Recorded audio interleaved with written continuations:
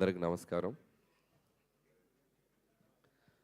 First of all ఈ సంక్రాంతిని కూడా నాకు ఇంత మెమరబుల్గా చేసినందుకు ప్రేక్షకులందరికీ, తెలుగు ప్రేక్షకులందరికీ, ప్రపంచం గ్లోబ్ చుట్టూ ఉన్న తెలుగు ప్రేక్షకులందరికీ థ్యాంక్ యూ సో మచ్. ఎంత చెప్పినా తక్కువే. Thank you. మీ ప్రేమ నేను మాటల్లో చెప్పలేను.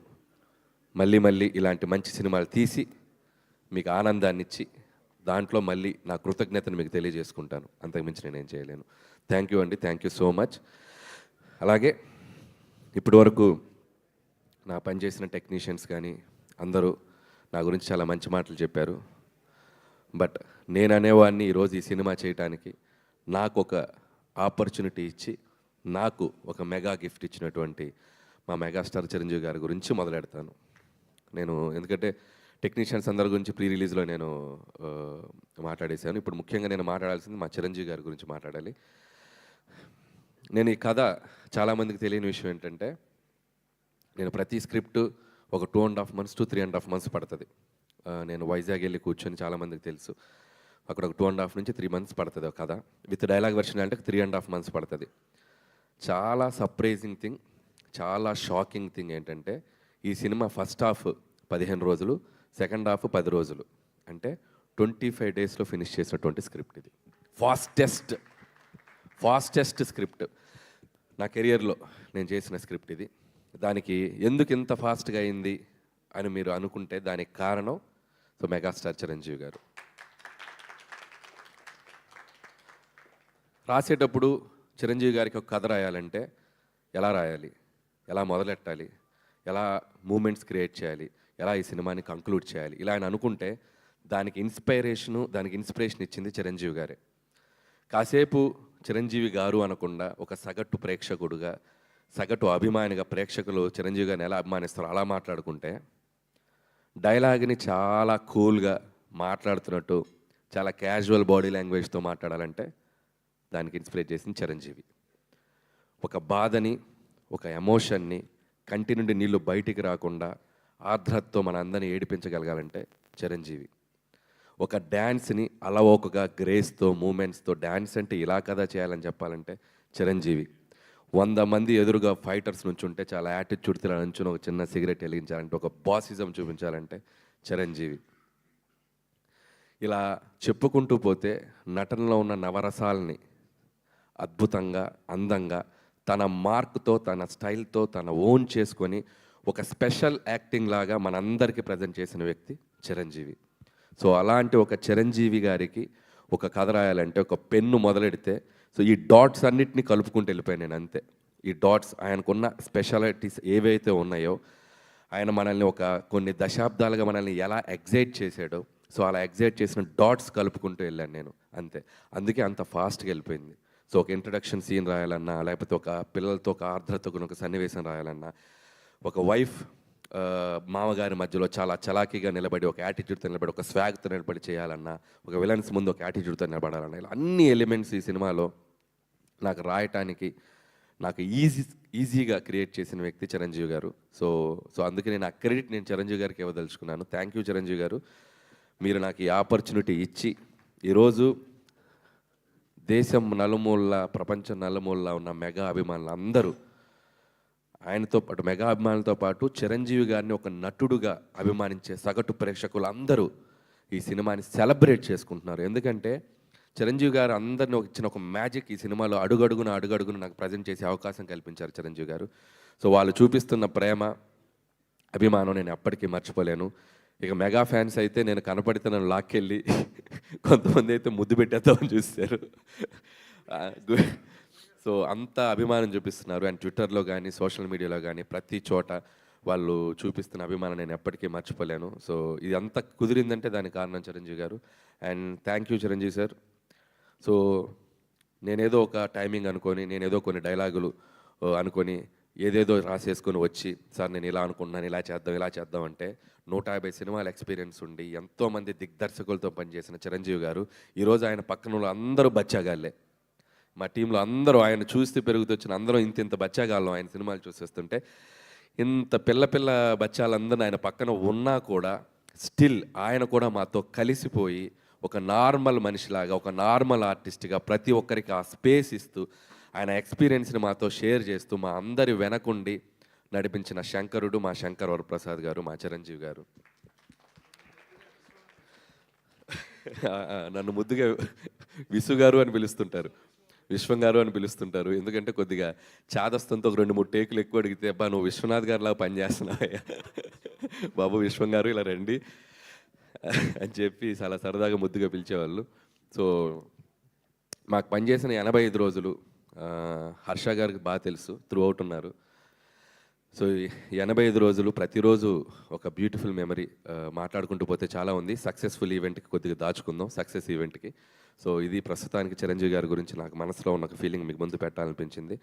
అలాగే ఈ సినిమాకి ప్రొడ్యూసర్స్గా పనిచేసిన మా సాహు గారపాటి గారు and my friend, my family. So ఇందులో ఉన్న గొప్పతనం ఏంటంటే, ప్రపంచం అంతా చూడాలి ఈ గొప్పతనం చెప్పే ముందు రండి. ఈ గొప్పతనం ఏంటంటే, బాధ వచ్చినప్పుడు ఒకలాగే ఉంటాడు, సక్సెస్ వచ్చినప్పుడు ఒకలాగే ఉంటాడు. చూడండి, తొనకడు బెనకడు అదే ఎక్స్ప్రెషన్, అలా ఉంటారు అనమాట. అబ్బా నవ్వారు మీరు, చాలా హ్యాపీ. ఇంత పెద్ద బ్లాక్ బస్టర్ కొట్టాక అసలు అంతే సటిల్నెస్ మెయింటైన్ చేస్తారు. సో థ్యాంక్ యూ సాహు గారు. ఇంత పెద్ద బడ్జెట్ని, ఇంత స్టార్ క్యాస్ట్ని చాలా కూల్గా హ్యాండిల్ చేస్తూ మాతో పాటు మమ్మల్ని నడిపించినందుకు. అలాగే మా సుస్మిత కొనిదెల గారు, ఈ సినిమాకి ఇంకొక ప్రొడ్యూసర్. ఈ సినిమా సక్సెస్ అయ్యాక, సో నేను ప్రతి సినిమా సక్సెస్ అయ్యాక నాకు ఒక 2 రోజులు జోన్ అవుట్లో ఉంటా. ఏం జరుగుతుంది నా చుట్టూతా, పెద్ద హిట్ అయిపోయిందా, ఆమె సక్సెస్ అయిపోయిందిగా అని చెప్పి ఒక జోన్ అవుట్లో, ఒక ఏందో బ్రహ్మానందం మనీ సినిమాలో చూస్తే ఇలా నడుస్తుంటాడు కదా, ఇలా నడుస్తుంటా జోన్ అవుట్లో. సో అలాంటి జోన్ అవుట్లో కనపడిన ఇంకొక వ్యక్తి సుస్మిత గారు నాతో పాటు. ఆవిడ కూడా ఒక జోన్ అవుట్లో, ఏంటి డాడీతో ఇంత పెద్ద హిట్ కొట్టాను నేను, అయ్య బాబాయ్. సో అలాంటి జోన్ అవుట్లో కనబడుతూ ఇద్దరం క్లాష్ అయ్యాం ఒకరోజు. సేమ్ ఫీలింగ్ కదా, నాకు సేమ్ ఫీలింగ్. ఎందుకంటే నేను ఎక్స్పీరియన్స్ ఉన్నాను కాబట్టి ఆ ఫీలింగ్ తాలూకు వెనక ఉన్నటువంటి ఒక దీన్ని నేను అర్థం చేసుకోగలను. వాళ్ళ నాన్నగారితో ఎప్పటికైనా ఒక అద్భుతమైన సినిమాలో తన పేరు ప్రొడ్యూసర్గా ఉండాలనుకునే ఒక యాంబిషన్కి ఒక రైట్ ప్రాజెక్ట్, ఒక రైట్ ప్రొడక్ట్ పడి ఈరోజు ఆవిడ యాంబిషన్, ఆవిడ డ్రీమ్ నెరవేరినందుకు సో మీకు కూడా కంగ్రాచులేషన్స్. ముందు ఇంకా చాలా మంచి సినిమాలు తీయాలని కోరుకుంటున్నాను. అలాగే మా ప్రొడ్యూసరు 1 మిలియన్ దాటితే కారు అడిగాడు కదా, ఇవ్వాలి కదా, నేను కారు ఇవ్వాలి కదా, కారు ఇస్తున్నా. కానీ ఇప్పుడు అది 3 దాటి 4 అయింది అనుకో, ఆయన నాకు ఒక ఫామ్ హౌస్ ఇవ్వాలి. ఇప్పుడు కారు అడుగుతాడా లేదా ఆయనకి వదిలేస్తున్నా. సో సావు గారు, సో హ్యాపీ. ఈ సంక్రాంతి మీకు సినిమా వసూళ్ల పరంగా మీ ఇద్దరు నిర్మాతలు హ్యాపీ ఫీల్ అవ్వాలి. డిస్ట్రిబ్యూటర్స్, ఎగ్జిబిటర్స్, థియేటర్లో వచ్చిన ఎగ్జిబిటర్స్ అందరూ, ప్రేక్షకులు ఎంత సంతోషపడ్డారో అందరూ హ్యాపీ ఫీల్ అవ్వాలని కోరుకుంటున్నాను. అలాగే ఈ సినిమాకి పనిచేసిన టెక్నికల్ టీం మా సమీర్ రెడ్డి గారికి, ఇందాక ఎవరు అన్నారు నాతో పాటు ఓపెనర్ సచిన్ సెహ్వాగ్ అన్నట్టు అవతల నుంచి బ్యాటింగ్ చేయడానికి ఫాస్ట్గా వితౌట్ క్వాలిటీ మిస్ కాకుండా ఈరోజు ఫోటోగ్రఫీ అందరూ చాలా అద్భుతంగా ఉందంటున్నారు. సమీర్ రెడ్డి గారు hats off and thank you. With in short time me dream కూడా నెరవేర్చుకున్నారు. అండ్ అలాగే ప్రకాష్ గారు, అద్భుతమైన సెట్లు, మా డైరెక్టర్ ప్రకాష్ గారు and music director Bheems. Bheems ఉన్నాడా, వెళ్ళిపోయాడా? సినిమాలు రిలీజ్ అయినాయిగా 2, ఇంకేమైనా ఉందండి సినిమా? రెస్ట్ కోసం వెళ్ళాడు ఇంకో. ఓకే. సో భీమ్స్ కూడా అద్భుతమైన పాటలు ఇచ్చాడు, అద్భుతమైన బీజిఎం ఇచ్చాడు. చాలా కష్టపడ్డాడు ఈ సంక్రాంతికి. పాపం తను 2 సినిమాలు ఉన్నాయి, 2 సినిమాలకి న్యాయం చేయాలని చెప్పి రైత్రింబాలు వర్క్ చేశాడు టీం అందరితో. సో భీమ్స్ కూడా నా కంగ్రాచులేషన్స్. మా జర్నీ ఇలాగే కంటిన్యూ అవుతుందని కోరుకుంటున్నాను. అలాగే ఇంకొక ఫైట్ మాస్టర్ పనిచేశాడు, నభా. ఓపెనింగ్ ఫైట్ చేసింది నభా అనే ఫైట్ మాస్టర్, నభాకాంత్. తనకి నా కంగ్రాట్స్. అలాగే క్లైమాక్స్, గోల్ ఫైట్, సినిమాలో అదర్ యాక్షన్ పార్ట్ అంతా నా ప్రియ మిత్రుడు, శిష్యుడు, ఏదో ఫస్ట్ సినిమా నుంచి నాతో ట్రావెల్ అవుతున్నాడు పటాస్ నుంచి, మా వెంకట్ మాస్టర్. సో వెంకట్ మాస్టర్తో ప్రాబ్లం ఏంటంటే, వెంకట్ మాస్టర్ గురించి మాట్లాడకపోతే వెంకట్ మాస్టర్ ఫీల్ అవడు. వెంకట్ మాస్టర్ భార్య వందన ఉంది, వందులు, ముద్దుగా వందులు అని చెప్పి తిరుగుతుంటాడు. నన్ను అన్నయ్య అని ప్రేమగా పిలుస్తుంది. ఇన్స్టాగ్రామ్లో వస్తుంది, ఏ అన్నయ్య ఆయన గురించి మాట్లాడరా. అమ్మ తల్లి వందులు, హ్యాపీయా? సో మీ ఆయన గురించి మాట్లాడాను. All the best Venkat. So ఇంకొక కోరిక ఉంది ఆవిడకి, ఆవిడ చిరంజీవి గారి ఫ్యాను. ఒక్కరోజన్న సెట్కి పిలిచి ఒక ఫోటో దించలేదని అడిగింది. ఫోటో కూడా కన్ఫర్మ్ త్వరలో. సో వెంకట్ మాస్టర్ గారికి సారీ చెప్తున్నాను. అలాగే ఇక రైటింగ్ టీం ఈరోజు ముగ్గురే మాట్లాడారు. సో మిగతా టీం చాలామంది ఉన్నారు. మా నారాయణ గారు, మా బాబాయ్ అరుణ్ ప్రసాద్ గారు అండ్ తిరుమల నాగ్. సో వాళ్ళు కూడా మైకులు తీసుకుంటే అజ్జు కంటే అనర్గళంగా మాట్లాడగలరు, కాకపోతే ఈరోజు రాలేరు. సో అలాగే అజ్జు నాకు ఎవరి గురించి భయపడిన కానీ ఇతని స్పీచ్ ఎప్పుడు వస్తుందని భయంగా ఉంటుంది. నాకు ఏం మాట్లాడేస్తాడో ఏంటో ఎక్స్టెంపోలో భయంగా ఉంటుంది. థ్యాంక్స్ అజ్జు. ఎందుకంటే ఈ రైటర్స్ అందరినీ నేను పెట్టినంత టార్చర్ ఎవరూ పెట్టరు. నేను ఒక వెర్షన్ అనుకుంటా, ఆ వెర్షన్ వచ్చాక దాదాపు ఎవరన్నా డైలాగ్ వెర్షన్ ఒకటి రాస్తారు. నా సినిమాకి 66 వెర్షన్లు ఉంటాయి. ఈ రోజు రాసింది ఓకే అంటాను, నెక్స్ట్ రోజుకి వచ్చి ఇది కాదు ఇంకోటి అంటాను, ఇది కాదని సినిమా రిలీజ్ అయ్యే వరకు 36 వెర్షన్లు రాపిస్తూనే ఉంటాను. చాలా ఓపిక్గా ఎన్ని వెర్షన్లు అయినా రాసుకుంటూ వచ్చి ఆ ఫైనల్ మళ్ళీ మిక్సింగ్ ఉంటుంది. నా వెర్షన్, వీళ్ళ వెర్షన్ అన్నీ కలిపి ఒక మిక్సీ చేసి చేస్తాం. ఆ వెర్షన్ అబ్బో అదొక పెద్ద, నాతో రైటర్స్గా పనిచేసే వాళ్ళకి తెలుసు అది ఎంత టఫ్ ప్రాసెస్. రైటర్స్ అంటే ఒక వెర్షన్ రాసి 2 నెలలు కూర్చోవడం కాదు స్క్రిప్ట్ బట్, సినిమా రిలీజ్ అయ్యే వరకు ముందు రోజు వరకు ఎడిటింగ్ డబ్బింగ్లో కూడా వచ్చి కూర్చుంటారు నాతో పాటు, ఏమైనా ఇంప్రూవైజ్ చేద్దాం అని చెప్పి. సో అంత డెడికేషన్గా పనిచేస్తారు అజ్జు అండ్ సాయి అండ్ ప్రదీప్ కూడా. అండ్ సాయి గురించి స్పెషల్గా చెప్పాలి. నేనేంటంటే సినిమా తీశాక ఒక 1 వీక్ ముందు కాన్ఫిడెన్స్ అంతా వెళ్ళిపోద్ది నాకు, ఏమవుద్ది సినిమా అని చెప్పి పరీక్ష రాసి ఎగ్జామ్ స్టూడెంట్ లాగా అయిపోతా. ఇది తీసేద్దామా అది తీసేద్దామని మా ఎడిటర్ తమ్మిరాజు గారు బుర్ర తింటుంటే నా వెనక ఒకడు కాన్ఫిడెంట్గా తిరుగుతుంటాడు. అగా ఎందుకు తీస్తావు అదే లే అన్నాడు. ఒకడే కమాండ్ చేసేది మా వాడు సాయి. బుద్ధుందని ఏమి అది ఎంత పండిందో తెలుసా ఎపిసోడ్, ఎడ తీస్తావు అది ఇలా అని చెప్పి ఇదిలిస్తాడు. ఒక్కోసారి కోపడతాడు, అరుస్తాడు, ఏంటి సినిమాని చెడగొడతావేంటి నువ్వు, బ్లాక్ బస్టర్ అయ్యే సినిమాని అవతలకెళ్ళు, అసలు వెయిటింగ్ రాకు అని చెప్పి నన్ను ఒక కంట్రోల్ చేసే వ్యక్తున్నాడంటే మా సాయి. లేకపోతే అద్భుతమైన ఎపిసోడ్ నా ఎక్స్టెంపోలు ఇది తీసేద్దాం అది తీసేద్దాం మా ఎడిటర్ కరెక్టే కదా నేను చెప్పింది. సో అంత ఎక్కువ ఆలోచిస్తాను, అంత భయం. ఎందుకంటే ఎట్టైనా ఒక సక్సెస్ఫుల్ ఫిల్మ్ వెళ్ళాలి, సినిమాని కాపాడుకోవాలి, అంత ఓవర్ ఎంతూజియాజంతో పనిచేస్తాను. సో ఇలాంటోడు ఒకడు ఉండాలి వెనక. Thank you Sai. సినిమా నువ్వు కాపాడుతావు లాస్ట్లో, నేను దాన్ని స్పాయిల్ చేయకుండా. అలాగే మా తమ్మిరాజు గారు ఎడిటర్, పాపం ఇతను కూడా ఇంత రైటర్స్ లాగే ఒక 6-7 వెర్షన్లు కూర్చోబెట్టి కట్ చేపిస్తూ ఉంటాను. ఆయన చాలా ఓపికగా సినిమా ఎంతవరకు పనిచేస్తారు. థ్యాంక్ యూ తమ్మిరాజు గారు. నా ఫస్ట్ ఫిలిం నుంచి నాకు ఒక ఫ్యామిలీ మెంబర్ లాగా, ఒక బ్రదర్ లాగా నాతో పాటు పర్ఫెక్ట్గా ట్రావెల్ చేస్తాను. అలాగే మిగతా టీం అందరికీ పనిచేస్తూ ప్రతి ఒక్కరిని మిగతా వాళ్ళని ఏదైనా కవర్ చేస్తుంటే సక్సెస్ ఈవెంట్లో కవర్ చేస్తాను. ఇక్కడ ఇంకొక 2 వ్యక్తుల గురించి స్పెషల్గా మాట్లాడి చిన్న ఫినిషింగ్ పనిచేద్దాం. కలెక్టర్ శ్రీనివాస్ గారు ముందుకు రావాలి. కలెక్టర్ శ్రీనివాస్ గారు ఎక్కడ రండి, ముందుకు రండి సార్. ఇటు రండి సార్. మైక్ ఇవ్వండి శ్రీనివాస్ గారికి, మైక్ ఇవ్వండి. ఇటు రండి. ఈయన ఫ్లోలో ఒక డైలాగ్ వేశారు, నేను కలెక్టర్గా చాలా బిజీగా ఉన్న రోజుల్లో నువ్వు జాబ్ వదిలేసి రా, నువ్వెందుకు జాబ్ చేయాలని చెప్పి ఇండస్ట్రీకి బలవంతంగా లాక్కొచ్చాను. అసలు జరిగిన విషయం ఏంటి ఇప్పుడు చెప్పండి. చెప్పండి జరిగిన విషయం, అసలు విషయం చెప్పండి. నేను వైజాగ్ జాయింట్ కలెక్టర్గా ఉండగా ఆయన F2 కథ రాసుకుంటూ పార్క్ హోటల్లో ఉన్నారు.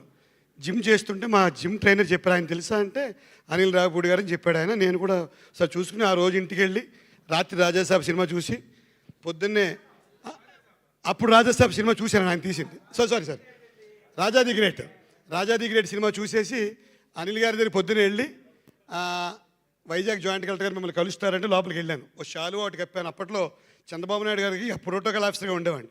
మా దగ్గర పెద్ద పెద్ద కాస్ట్లీ బుద్ధుడి బొమ్మలు అవి ఉండేవి.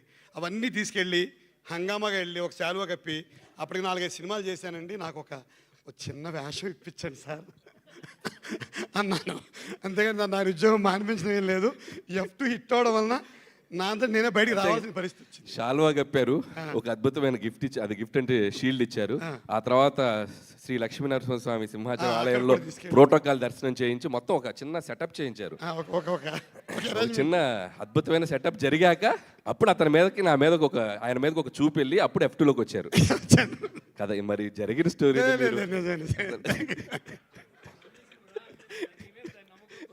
వచ్చాను అంటే 7 సినిమాలు ఇచ్చారు కాబట్టి ఆ కృతజ్ఞత. జోక్స్ పార్ట్, ఒక చిన్న మీకు కంటెంట్ దొరికింది దీనివల్ల. సో థ్యాంక్ యూ శ్రీనివాస్ గారు మీరు. సో అలాగే చైల్డ్ ఆర్టిస్ట్ అందరూ చేశారు, ఇంకా సినిమాలు చాలామంది ఆర్టిస్ట్ అందరూ చేశారు. వాళ్ళు మిగతా వాళ్ళు రాని వాళ్ళు కూడా సక్సెస్ ఈవెంట్లో వచ్చి వాళ్ళు ఈ స్టేజ్ షేర్ చేసుకుని వాళ్ళ అభిప్రాయాలు చెప్తారు. అండ్ ఇంకొక వ్యక్తి మన శ్రీనివాస్ రెడ్డి, ఆనంద్ నా మంచి ఫ్రెండ్స్. సో అభినయ్, సో కొత్తగా క్యాథరిన్ గురించి చెప్పాలి. బీయింగ్ ఏ హీరోయిన్గా చేస్తూ కూడా ఈ సినిమాలో జ్వాల అనే పేరు పెట్టాక, ఎందుకంటే జ్వాల అంటే చంటబ్బాయిలో సుహాసిని గారు చేసిన పాత్ర. సో అది అందరికీ గుర్తు రావాలని ఒక హీరోయిన్గా చేస్తే ఎవరైనా బాగుంటుందని చెప్పి నేను క్యాథరిన్ అడిగాను. పాపం క్యాథరిన్ ఏమాత్రం ఆలోచించకుండా చిరంజీవి గారి పక్కన మంచిగా త్రూ అవుట్ ఒక టీంలో రోల్ కదండి, నేను చేస్తానని చెప్పి ఆ అమ్మాయి అక్కడక్కడ కొద్దిగా డైలాగులు ఉన్నా లేకపోయినా సినిమా అంతా చాలా అద్భుతంగా చేసింది. అలాగే వెంకటేష్ గారితో చివరిలో అమ్మాయిని కలిపాం కాబట్టి ఒక హీరోయిన్ ఉంటే బాగుంటుంది అని చెప్పి మేము చెప్పినందుకు Catherine thank you so much ఈ పాత్రను యాక్సెప్ట్ చేసినందుకు. అలాగే నయనతార గారికి మరొకసారి నా కృతజ్ఞత తెలియజేసుకున్నాను. ఆవిడ చేసిన సపోర్ట్ ఈరోజు నయనతార గారు చిరంజీవి గారి పక్కన ఎంత అద్భుతంగా పేరు కుదిరిందని చెప్తున్న దానికి కూడా చాలా థ్యాంక్స్. అలాగే మరొకసారి ముగించే ముందు చిరంజీవి